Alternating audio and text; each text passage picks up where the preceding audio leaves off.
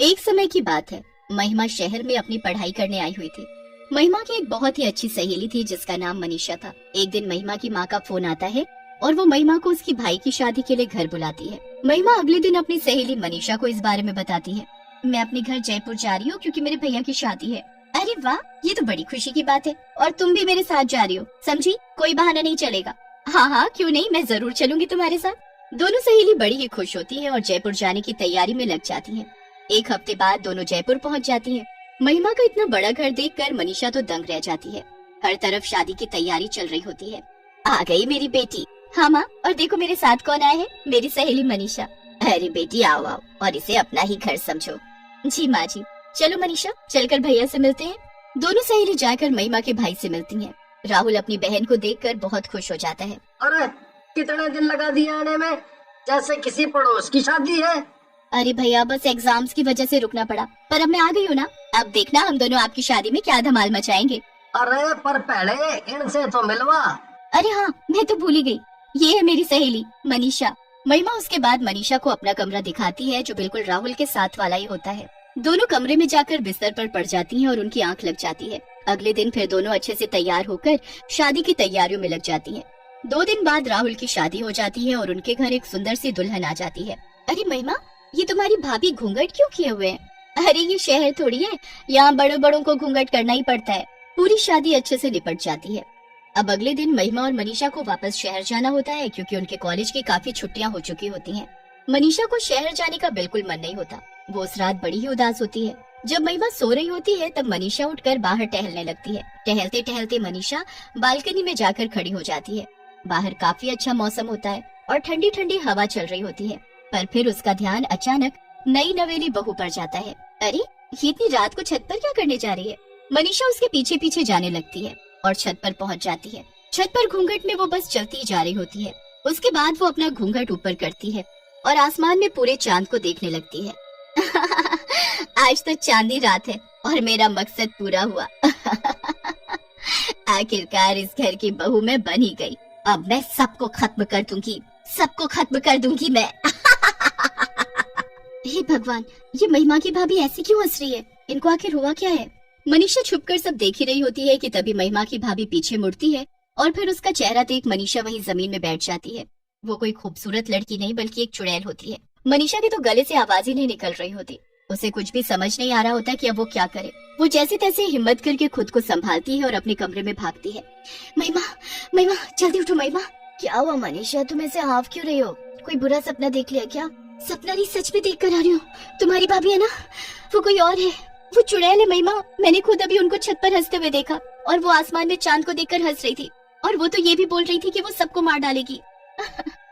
क्या मनीषा, तुम मेरा कैसे कैसे मजाक करती हो? चलो अभी तुम्हारा वहम दूर करती हूँ, चलो मेरे साथ। नहीं नहीं, मैं कहीं नहीं जाऊंगी। महिमा मनीषा की एक नहीं सुनती और उसका हाथ पकड़कर उसे राहुल के कमरे तक ले जाती है। उसके बाद वो दरवाजा खटखटाती है। अंदर से दरवाजा महिमा की भाभी खोलती है और उन्होंने अभी भी लंबा सा घूंघट किया होता है। जी बोलो दीदी, क्या हुआ? इतनी रात को आप दोनों यहाँ? पता है, मेरी दोस्त को एक बुरा सपना आया तो बस मुझे आना ही पड़ा। अच्छा, सबसे पहले आप अपना ये घूंघट ऊपर करो, मेरी सहेली आपकी शक्ल देखना चाहती है। जी दीदी, अभी करती हूँ। घूंघट वाली बहू अपना घूंघट ऊपर करती है तो उसकी बेहद खूबसूरत शक्ल देखकर मनीषा हैरान ही रह जाती है। मन ही मन वो यही सोच रही होती है कि आखिरकार ये कैसे हो गया। उसने खुद अपनी आंखों से उसका चुड़ैल वाला चेहरा देखा था। महिमा फिर मनीषा का हाथ पकड़ती है और उसे चलने को कहती है। दोनों अपने कमरे में वापस जाने लगते हैं।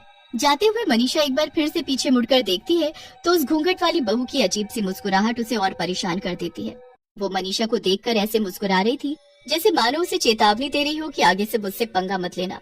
मनीषा को ये सब बिल्कुल सही नहीं लग रहा होता। उसे बस इतना समझ आ रहा होता है कि उसे अब वहीं रहकर सब ठीक करना है और सबके सामने उस घूंघट वाली चुड़ैल बहू का सच लाना है, वरना सबकी जान खतरे में पड़ जाएगी। अगले दिन मनीषा शहर जाने के लिए सीढ़ियों से बैग लेकर उतर रही होती है कि तभी वो सीढ़ियों से गिरने की एक्टिंग करती है। मैं गिर गई। हे भगवान, ये क्या हो गया? मेरा पैर टूट गया। हे भगवान, ये क्या हो गया? भैया जल्दी आओ, मनीषा को उसके कमरे में ले चलो। घूंघट से चुड़ैल बहू ये सब देख रही होती है। इसकी इतनी हिम्मत जो ये मेरे पति की गोद में जाएगी, इसे तो मैं बताऊंगी। अरे बहू, यहाँ क्या खड़ी खड़ी देख रही है? चलो मेरे साथ रसोई में और जल्दी से मनीषा के लिए बाम और हल्दी वाला दूध लेकर आओ। जी माँ जी। घूंघट वाली चुड़ैल बहू रसोई में अपनी सास के साथ जाती है और एक ग्लास में हल्दी वाला दूध बनाती है। उसकी सास भी वहाँ खड़ी मनीषा के लिए एक काढ़ा तैयार करती है। अंदर ही अंदर वो गुस्से से पागल हो रही होती है। वो दूध में जादू कर देती है और जाकर मनीषा को दे देती है। मनीषा को पहले ही शक होता है कि दूध में कुछ गड़बड़ है, इसलिए वो गलती से ग्लास को गिरा देती है। अरे बहू, कैसे ग्लास पकड़ा रही हो? देखो गिर गया, चलो जाओ पोछा लाओ और साफ कर दो। सब लोग मनीषा की देखभाल में लग जाते हैं और कुछ दिन के लिए उनका शहर जाना कैंसिल हो जाता है। घूंघट वाली चुड़ैल बहू से ये सब देखा नहीं जा रहा होता। वो रात होने का इंतजार करती है। जैसे ही रात होती है और सब सो जाते हैं, वो छत पर जाती है और अपना घूंघट ऊपर करके आसमान में चांद को देखने लगती है। मुझे शक्ति चाहिए, मुझे शक्ति चाहिए, मैं सबको जल्द से जल्द बर्बाद कर सकूं, मुझे ऐसी शक्ति चाहिए। और सबसे पहले मुझे उस लड़की की जान लेनी है, फिर उसके बाद मैं सबको देखूंगी। एक बार मैं सबको खत्म कर दूं, फिर मैं और राहुल दोनों सुकून से रहेंगे और मैं अपने चुड़ैल वंश को आगे बढ़ाऊंगी। चुड़ैल वहीं छत पर बैठकर जादू टोना करने लगती है। मनीषा और महिमा वहीं पीछे खड़े छुप कर उसे देख रहे होते हैं। चुड़ैल उसके बाद वो एक सुई लेकर गुड़िया को चुप होने लगती है। सुई चुप होते ही मनीषा के हाथ से खून आने लगता है। देखो महिमा, देखो, देख लिया ना तुमने अपनी आंखों से इस घूंघट वाली चुड़ैल का सच। ये देखो मेरे हाथ से खून आ रहा है। हे भगवान, ये सब हो क्या रहा है? अब हम क्या करेंगे? ये हम किस चुड़ैल को अपने घर ले आए? सब सोचते हैं ये कितनी संस्कारी है जो हर वक्त घूंघट करके रहती है, पर किसी को नहीं पता कि इस घूंघट के अंदर एक चुड़ैल है जो अपना चेहरा छुपाने के लिए इसे घूंघट से ढकती है। हाँ, मैं यही तुमको कब से बताना चाहती हूँ, पर तुम मानने को तैयार ही नहीं हो। मेरे भाई को तो इस बात का अंदाजा भी नहीं होगा कि उसकी बीवी एक चुड़ैल है। तुम कुछ करो ना मनीषा। मैं सब कर चुकी हूँ। मैं एक बाबा को जानती हूँ जिनको मैंने पहले ही फोन कर दिया था। उन्होंने मुझे सब बता दिया कि मुझे क्या करना है। बस अभी हमें कैसे भी 2 दिन शांति से निकालने हैं, फिर पूर्णिमा की रात को हम इस घूंघट वाली चुड़ैल बहू का सच सबके सामने लाएंगे और इससे हमें छुटकारा भी मिल जाएगा। बस फिर 2 दिन जैसे तैसे निकल जाते हैं। उसके बाद दोनों सहेली छत पर आती हैं और वहाँ जिस जगह चुड़ैल अपना जादू टोना करती है, वहाँ एक कटोरी खीर रख देती है। कुछ देर में चुड़ैल वहाँ आ जाती है। मनीषा और महिमा बाकी घर वालों के साथ छुपकर चुड़ैल के आने का इंतजार कर रहे होते हैं। कुछ ही देर में चुड़ैल वहाँ आती है। वो अपना घूंघट ऊपर करके खीर देखकर बड़ी हैरान होती है। चुड़ैल को कुछ समझ नहीं आता, पर वो खीर देखकर रह नहीं पाती। वो उस कटोरी को उठाती है और खीर चखने लगती है। जैसे ही वो खीर खाती है, उसे उल्टी होने लगती है। ये क्या है?